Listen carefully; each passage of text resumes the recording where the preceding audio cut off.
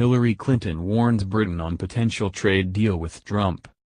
London, Reuters. Former U.S. presidential candidate Hillary Clinton cautioned Britain on Sunday over its push to secure a trade deal with U.S. President Donald Trump after it leaves the European Union.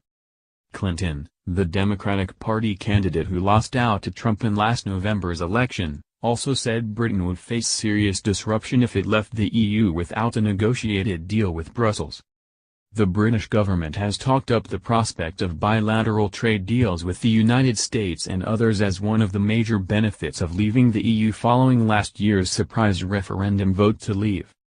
Asked about the prospects of a British-US deal, Clinton told the BBC, "You're making a trade deal with somebody who says he doesn't believe in trade, so I'm not quite sure how that's going to play out over the next few years."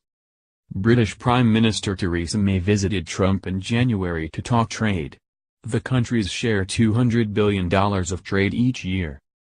But May has since intervened in a dispute between U.S. aerospace firm Boeing and Canadian planemaker Bombardier, lobbying in the interests of Bombardier to try to protect jobs at its factory in Northern Ireland.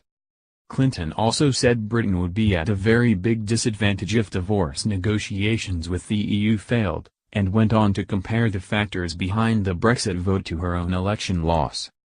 Looking at the Brexit vote now, it was a precursor to some extent to what happened to us in the United States. The amount of fabricated, false information that your voters were given by the Leave campaign, she said. She said her own presidential campaign was subject to similar treatment, citing the spread of false stories by online news outlets, and warned that Britain and other countries must be alert to the risks of such new media. "The big lie is a very potent tool," she said. Reporting by William James, editing by Janet Lawrence.